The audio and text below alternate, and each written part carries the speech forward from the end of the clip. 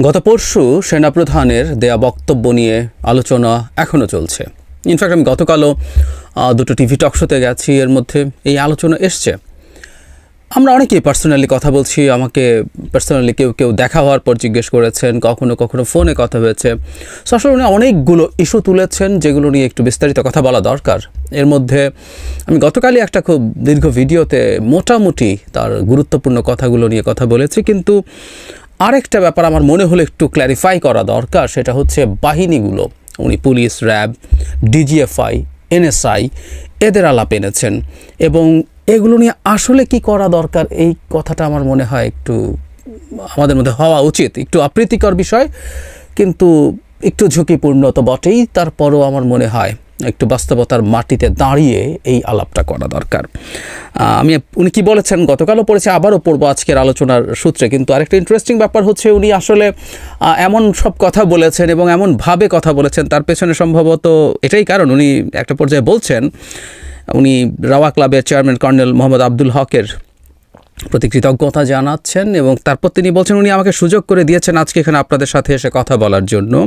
একটু মন খুলেই কথা বললাম। এতদিন যে কথা মনের মধ্যে ছিল সবসময় প্রকাশ করতে পারি না, প্রকাশ করাও যায় না, আজকে প্রকাশ করে ফেললাম।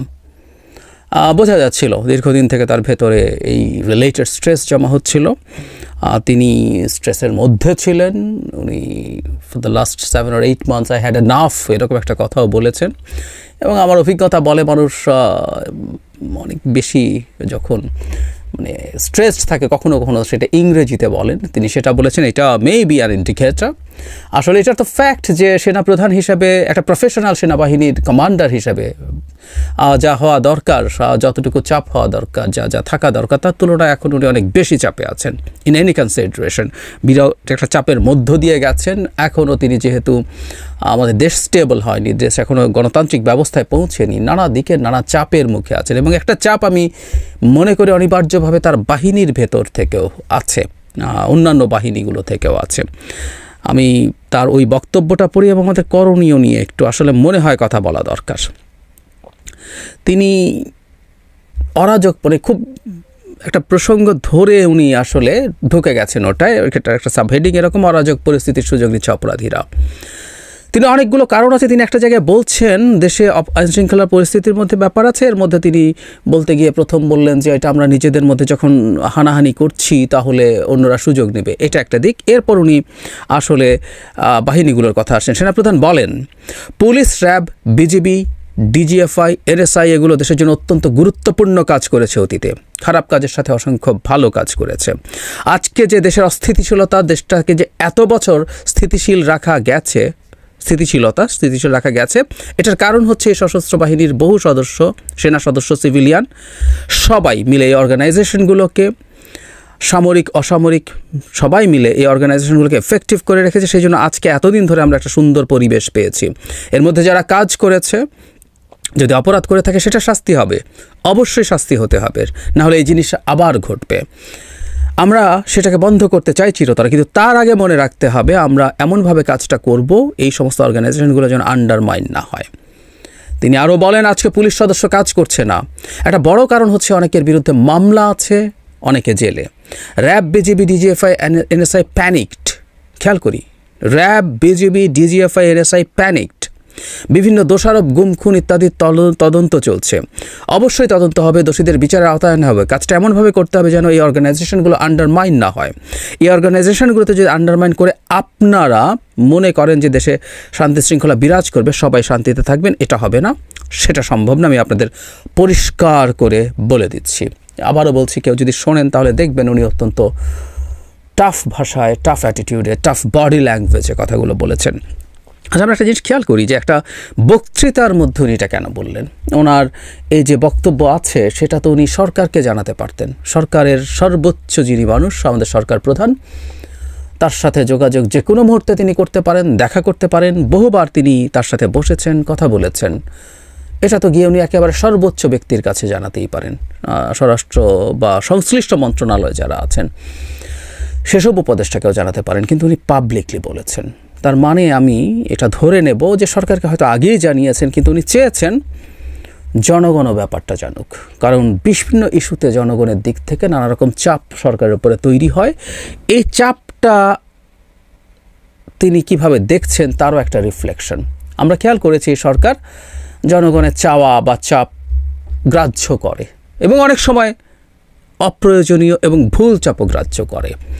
সুতরাং এই সরকারের উপরে জনগণের চাপ আছে, সেটা অফলাইন বা অনলাইন যে কোনো ধরনের চাপই হোক না কেন সেটা এফেক্টিভ হয়, সেটাই হয়তো বুঝে তিনি জনগণকেও এই বার্তা দিতে চেয়েছেন। এবার তার জায়গাটায় আসি, এটা আসলে রিয়াল একটা সমস্যা বলে আমি মনে করি। আমরা আসলে এই বাহিনীগুলো, এই গোয়েন্দা সংস্থাগুলোকে নিয়ে কি করব? এরা দীর্ঘদিন শেখ হাসিনার সময়ে ভয়ঙ্কর রকম মানবাধিকার লঙ্ঘনের সাথে, মানবতা বিরোধী অপরাধের সাথেও জড়িত ছিল, কোনো সন্দেহ নেই, এটা নিয়ে কোনো কনফিউশনের কিছু নেই, যেটা সেনাপ্রধান তার বক্তব্যেও স্বীকার করেছেন। এটা এর আগে ইনভেস্টিগেটিভ বহুত রিপোর্টে, ডয়চে ভেলেতে হয়েছে, আল জাজিরাতে হয়েছে, যেগুলোতে আমরা দেখেছি অর্গানাইজড ক্রাইম, মানে বাংলাদেশ একটা মাফিয়া স্টেটে পরিণত হয়েছিল। সো এর প্রত্যেকটা অঙ্গ অর্গানাইজড ক্রাইম করার জন্য ব্যবহার করেছে তখনকার ক্ষমতাসীন মাফিয়া যে নেক্সাসটা ছিল। শেখ হাসিনা বা তার দলের কিছু লোক ছিল, ব্যুরোক্রেসি ছিল, সিভিল মিলিটারি দুই পক্ষেরই, ব্যবসায়ীরা ছিল, বিদেশি গোয়েন্দা সংস্থা মিলে এরা এটাকে ব্যবহার করেছে। এখন বিচার নিয়ে আসলে কি করব? মানে উনি পুলিশ সম্পর্কে বলছেন যে পুলিশের বিরুদ্ধে মামলা হয়েছে, তাদের অনেকের বিচার হচ্ছে, অনেকের মামলা হতে পারে এবং সবাই আতঙ্কিত। এই যে আতঙ্কিত, এই কথাটা হয়তো ভুল না, এবং আমি ধারণা করি তার উপরে এই বাহিনীগুলো থেকে চাপ আছে, বিশেষ করে তার নিজের যে বাহিনী, সেনাবাহিনী বা বিজিবিতেও সেনাবাহিনীর এক ধরনের কমান্ডে চলে। সুতরাং বিজিবি থেকেও চাপ থেকে থাকতে পারে, কারণ শেখ হাসিনা পুলিশের পর প্রথম বিজিবিকে মাঠে নামিয়েছিল এবং যারা প্রচুর হত্যাকাণ্ড ঘটিয়েছে। একটা কথা একটু মনে রাখবো, আমরা যখন বিচার করতে যাব, এবার একটু বাস্তবতার মাটিতে আসি, এবং আমি খুব কনফিডেন্টও নই কী করা উচিত সেটা নিয়ে। তারপর আমি একটা প্রপোজালের কথা বলছি, সেটাকে আমরা কিভাবে দেখব, আমি আপনাদের মতামত চাই। আমি আসলে এই ব্যাপারটাকে কগনিজেন্সে নেওয়া দরকার বলে মনে করছি। মানে সমস্যাটা কি হতে পারে বলে আমি ধারণা করি সেটা বলি। এটা সত্য যে আমরা আসলে এমন একটা সমাজে আছি এবং দীর্ঘদিন আরও গণতন্ত্র চর্চার মধ্যে না থাকার কারণে আমরা এক ধরনের ট্রাইবাল সোসাইটির মতো আছি। আমাদের মধ্যে ক্ল্যান তৈরি করা, ক্ল্যানের প্রতি আমাদের অন্ধ আনুগত্যের এক ধরনের প্রবণতা তৈরি হয়েছে। ক্ল্যানের বা ট্রাইবাল সোসাইটিগুলোর প্রবলেম কোথায়?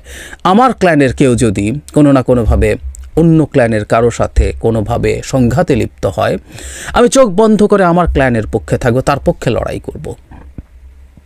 আমি বাছবিচার করব না এটা যে আমার ক্ল্যানের লোকটাও অপরাধ করতে পারে, সেই ক্ষেত্রে আমি আমার ক্ল্যানের মানুষটাকেও সেই অপরাধী হিসেবেই দেখব, আমার ক্ল্যানের মানুষ হিসেবে দেখব না। কিন্তু সেটা না, আমি অনেক ক্ষেত্রেই দেখি যে আমাদের মধ্যে এই ধরনের ট্রাইবালিজম কাজ করে। আমি সামনে এটা দেখতে পছন্দ করছি তা না, কিন্তু এটা ঘটছে। আমরা বহু ক্ষেত্রে আসলে আমরা খুবই গণতন্ত্রের কথা বলি, রাষ্ট্র গঠনের কথা বলি, কিন্তু রাষ্ট্র গঠনের জন্য তো নাগরিক লাগবে। আমরা এখনও নাগরিক হয়ে উঠছে কিনা এই প্রশ্ন তো আসতেই পারে। ফলে যে কথাটা বলছিলাম, যখন কিছু পুলিশের বিরুদ্ধে ব্যবস্থা নেওয়া হচ্ছে, যখন কিছু সামরিক বাহিনীর সদস্যের বিরুদ্ধে ব্যবস্থা নেওয়া হচ্ছে, ওই ক্ল্যান মেন্টালিটি সম্ভবত জাগ্রত হচ্ছে, এবং সেটার কারণেই সম্ভবত তাদের অনেকেই ইনঅ্যাক্টিভ হয়ে ওঠার টেন্ডেন্সি তৈরি হয়েছে, হয়তোবা, আমি নিশ্চিত নই। এবং সেটারই একটা চাপ এসে সেনাপ্রধানের উপরে পড়ছে, যে কারণে তিনি হয়তো, কারণ তার তথ্য আমার চাইতে অনেক বেশি আছে, তিনি এগুলো ডিল করেন, এগুলো নিয়ে কথা বলেন, তার উপরে হয়তো চাপ এসে পড়ছে। এবং এই যে এক ধরনের ইনএফেক্টিভ পুলিশ দেখা যাচ্ছে, বা তার ভাষ্যমতে হয়তো অন্যান্য বাহিনীগুলো খুব বেশি এফেক্টিভ থাকছে না, এই মানসিকতার কারণে যে এত মানুষকে বিচার করতে গেলে তো বিপদ হবে। একটা কথা একটু বলে রাখি, যে প্রপোজালটার কথা বলবো তার আগে, সেটা হচ্ছে কোনো নিচু পর্যায়ের পুলিশ সদস্য, সেনা সদস্য কেউই তার যে কোনো মানবাধিকার লঙ্ঘনের, যে কোনো ক্রিমিনাল অফেন্সের দায় তার ঊর্ধ্বতন কর্তৃপক্ষকে দিতে পারে না। এটা আমাদের জানতে হবে প্রথম। একজন পুলিশ কনস্টেবল যদি একজনকে বিচার বহির্ভূত হত্যাকাণ্ড করে থাকে, হত্যা করে থাকে বিচার বহির্ভূতভাবে, এবং সেটা যদি তার কোনো বসের নির্দেশে হয়, তার বিচারের সময় তাকে যদি বলা হয় তার বস তাকে বলেছে, তার জন্য তার বসেরও বিচার হতে পারে, কিন্তু সেটা তার জন্য কোনো এক্সকিউজ হবে না, কারণ তিনি আইন ভঙ্গ করে কাজটা করেছেন।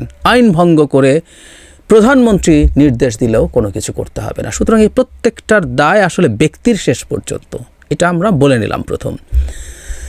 কিন্তু একই সাথে আমরা এটাও বলবো যে বহু ক্ষেত্রেই আসলে তারা এসব নির্দেশের কারণে করেছে। এটা এখন খুবই প্রতিষ্ঠিত যে শেখ হাসিনা নিজে তার স্বরাষ্ট্রমন্ত্রী সহ এরকম একেবারে এই লেভেলের একেবারে উচ্চ পর্যায়ে বাহিনীগুলোর চিফদের প্রত্যক্ষ নির্দেশনায় সমন্বয়ে এই ঘটনাগুলো ঘটেছে, এতে কোনো রকম কোনো সন্দেহ নাই। ফলে আমরা কি পারি যে কিছু মানুষজনকে নিচের পর্যায়ের যারা এই ধরনের অপরাধে জড়িত ছিল তাদের কিছু ছাড় দিতে? শুধু জুলাই আগস্টের কথা না, পুলিশের কথা যদি বলি, ডিজিএফআই এনএসআই এর কথা যদি বলি, শেখ হাসিনা এন্টায়ার সময়টাতে ভয়ঙ্কর সব অপরাধে বহু মানুষ জড়িত হয়ে পড়েছিলেন। বিশেষ করে পুলিশ তার থানায় সাধারণ মানুষের ওপরে যে পরিমাণ অত্যাচার নিপীড়ন করেছেন, একটা মামলা হলেই সেটা কোনো ঘটনার পরিপ্রেক্ষিতে হোক অথবা গায়েবী মামলা হোক, তার বিরুদ্ধে মানুষকে ওর মধ্যে ইনক্লুড করে করে করে করে একটা মামলা বাণিজ্যটা তৈরি হয়েছে। এত মানুষের বিচার কি করা যাবে, করতে পারবো আমরা, করা ঠিক হবে কিনা এটাও বলছি। আবারও বলছি, প্রত্যেকে এসব ভয়ঙ্কর অপরাধী হলেও আমরা কতটুকু পারবো। যুদ্ধাপরাধের বিচারের ক্ষেত্রে যেটা হয়, আমরা জানি দ্বিতীয় বিশ্বযুদ্ধের পর বিখ্যাত দুটো ট্রায়াল, নুরেমবার্গ ট্রায়াল এবং টোকিও ট্রায়াল। এত বড় বিশ্বযুদ্ধ, এত বিভৎস সব ওয়ার ক্রাইম, নুরেমবার্গ ট্রায়ালে এনলিস্ট করা হয়েছিল, মানে অ্যাকিউজ করা হয়েছিল, মানে পক্ষ করা হয়েছিল, আমি ভুল না করলে 24 জনকে, আর টোকিও ট্রায়ালে এটা 28 জন। তারপরে আমরা খেয়াল করছি যে আসলে সবচেয়ে ভয়ঙ্কর যে মানুষগুলো অপরাধ করেছিল তাদেরই বিচার করার চেষ্টা করা হয়েছিল সেখানে। ওয়াইড স্কেলে করলে মেবি টাফ। আমরা এই বাহিনীগুলো সবগুলোকে অ্যাবলিশ করে দিতে পারি না, কেউ কেউ ওভার এনথুজিয়াস্টিক হয়ে এগুলো করতে বলেন, কিন্তু করা যাবে না, করা সম্ভব না। আমি জানি না এটা করা ঠিক হবে কি না, কিন্তু আমার কাছে মনে হলো সেনাপ্রধানের বক্তব্য দিয়ে যে এটা একটা মেজর প্রবলেম এই মুহূর্তে, এবং উনি আমাদের জনগণের কাছে আসলে কথাগুলো বলছেন, আমরা জনগণ যাতে অন্তত এই চাপটা অনেক বেশি তৈরি না করি। সো এরকম একটা সমাধান হতে পারে কি না, এরকম কিছু বিচার এবং বাকিদের সাথে এক ধরনের রিকনসিলিয়েশন, সেটা করে আমরা আবার আমাদের কর্মকাণ্ডে ফিরে যেতে পারবো কিনা স্বাভাবিকভাবে, সেটা মনে হয় ভেবে দেখা যেতে পারে।